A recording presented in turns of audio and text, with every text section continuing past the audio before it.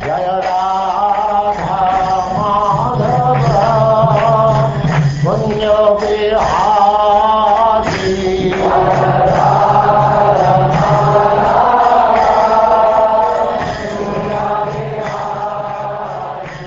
And now Chapter 12, The Perfect Society, 4 Spiritual Classes.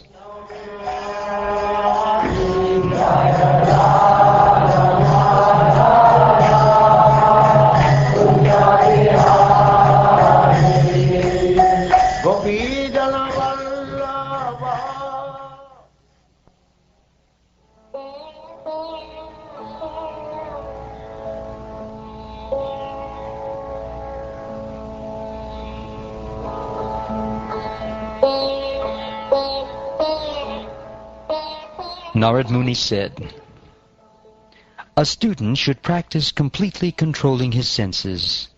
He should be submissive and should have an attitude of firm friendship for the spiritual master. With a great vow, the brahmachari should live at the Gurukula only for the benefit of the Guru.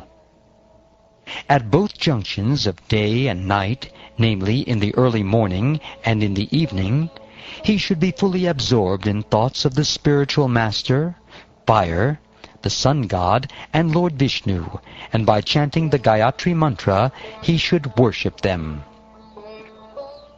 Being called by the spiritual master, the student should study the Vedic mantras regularly. Every day, before beginning his studies, and at the end of his studies, the disciple should respectfully offer obeisances unto the spiritual master. Carrying pure kusha grass in his hand, the brahmachari should dress regularly with a belt of straw and with deerskin garments. He should wear matted hair, carry a rod and water pot, and be decorated with a sacred thread as recommended in the Shastras. The brahmachari should go out morning and evening to collect alms, and he should offer all that he collects to the spiritual master. He should eat only if ordered to take food by the spiritual master. Otherwise, if the spiritual master does not give this order, he may sometimes have to fast.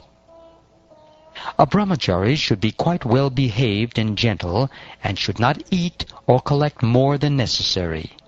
He must always be active and expert, fully believing in the instructions of the spiritual master and the Shastra. Fully controlling his senses, he should associate only as much as necessary with women or those controlled by women. A brahmachari, or one who has not accepted the grihastha ashram, or family life, must rigidly avoid talking with women or about women, for the senses are so powerful that they may agitate even the mind of a sannyasi, a member of the renounced order of life. If the wife of the spiritual master is young, a young brahmachari should not allow her to care for his hair, massage his body with oil, or bathe him with affection like a mother.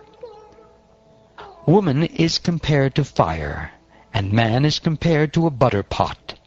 Therefore, a man should avoid associating even with his own daughter in a secluded place. Similarly, he should also avoid association with other women. One should associate with women only for important business and not otherwise. As long as a living entity is not completely self-realized, as long as he is not independent of the misconception of identifying with his body, which is nothing but a reflection of the original body and senses, he cannot be relieved of the conception of duality, which is epitomized by the duality between man and woman. Thus there is every chance that he will fall down because his intelligence is bewildered. All the rules and regulations apply equally to the householder and the sannyasi, the member of the renounced order of life. The grihastha, however, is given permission by the spiritual master to indulge in sex during the period favorable for procreation. Brahmacharis or grihasthas, who have taken the vow of celibacy, as described above, should not indulge in the following: applying powder or ointment to the eyes, massaging the head with oil, massaging the body with the hands, seeing a woman or painting a woman's picture, eating meat, drinking wine, decorating the body with flower garlands, smearing scented ointment on the body, or decorating the body with ornaments. These they should give up. According to the rules and regulations mentioned above, one who is twice born, namely a Brahmin, Kshatriya, or Vaishya, should reside in the Gurukula under the care of the spiritual master. There he should study and learn all the Vedic literatures along with their supplements and the Upanishads, according to his ability and power to study. If possible, the student or disciple should reward the spiritual master with the remuneration the spiritual master requests, and then, following the master's order, the disciple should leave and accept one of the other ashrams, namely the Grihastha ashram, Vanaprastha ashram, or Sannyas ashram, as he desires. One should realize that in the fire, in the spiritual master, in oneself, and in all living entities, in all circumstances and conditions, the Supreme Personality of Godhead, Vishnu, has simultaneously entered and not entered. He is situated externally and internally as the full controller of everything.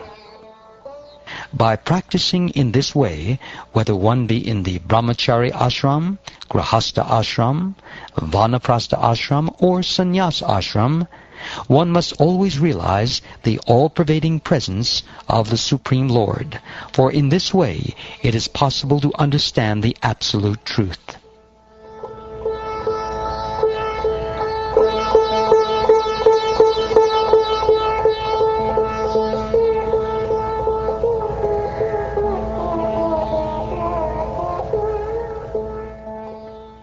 O King, I shall now describe the qualifications for a Vanaprastha, one who has retired from family life. By rigidly following the rules and regulations for the Vanaprastha, one can easily be elevated to the upper planetary system known as Mahaloka. A person in Vanaprastha life should not eat grains grown by tilling of the fields. He should also not eat grains that have grown without tilling of the field, but are not fully ripe. Nor should a Vanaprastha eat grains cooked in fire. Indeed, he should eat only fruit ripened by the sunshine. A Vanaprastha should prepare cakes to be offered in sacrifice from fruits and grains grown naturally in the forests. When he obtains some new grains, he should give up his old stock of grains.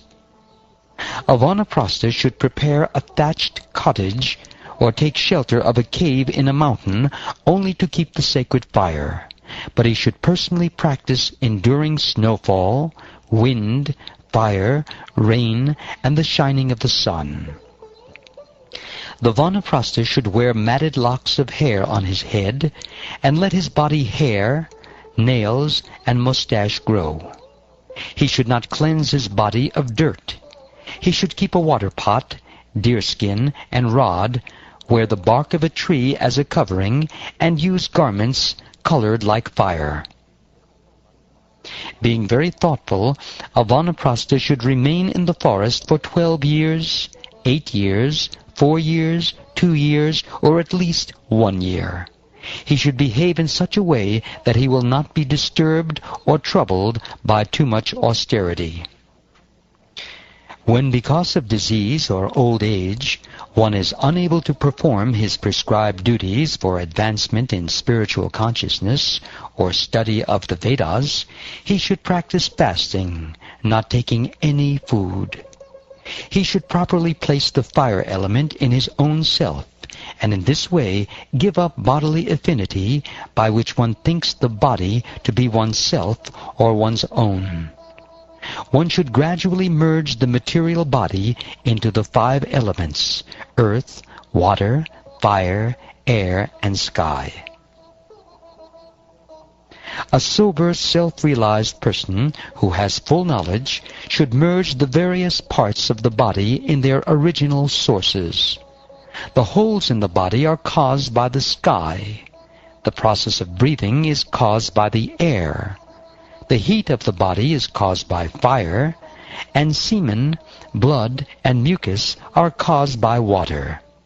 The hard substances like skin, muscle, and bone are caused by earth. In this way, all the constituents of the body are caused by various elements, and they should be merged again into those elements. Thereafter, the object of speech, along with the sense of speech, namely the tongue, should be bestowed upon fire. Craftsmanship and the two hands should be given to the demigod Indra. The power of movement and the legs should be given to Lord Vishnu. Sensual pleasure, along with the genitals, should be bestowed upon Prajapati. The rectum, with the power of evacuation, should be bestowed in its proper place unto Mrityu. The oral instrument, along with sound vibration, should be given to the deities presiding over the directions. The instrument of touch, along with the sense objects of touch, should be given to Vayu. Form, with the power of sight, should be bestowed upon the sun.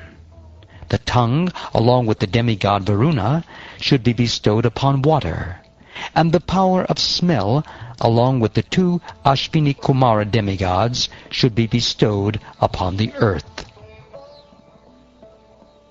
The mind, along with all material desires, should be merged in the moon demigod.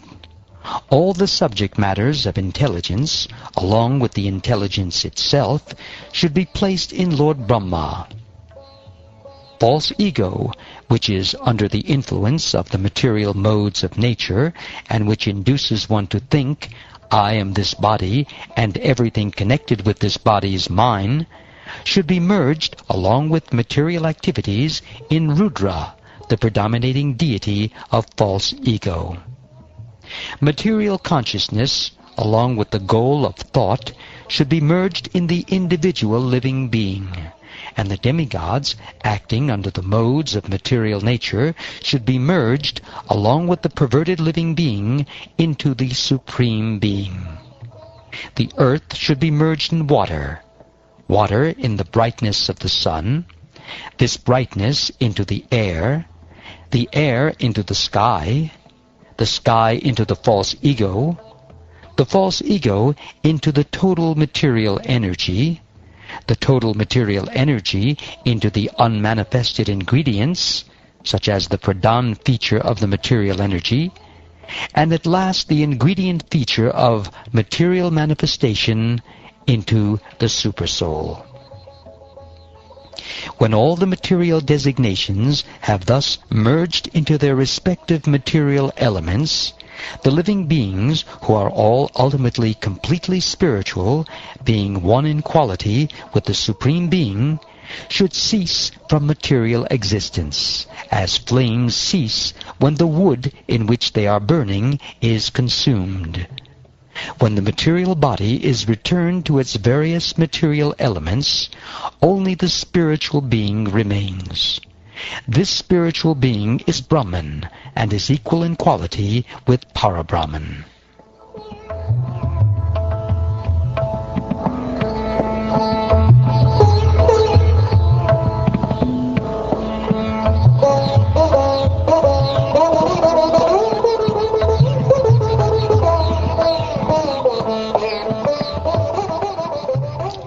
Thus ends the 12th chapter of the 7th canto of the Srimad Bhagavatam, entitled The Perfect Society, 4 Spiritual Classes.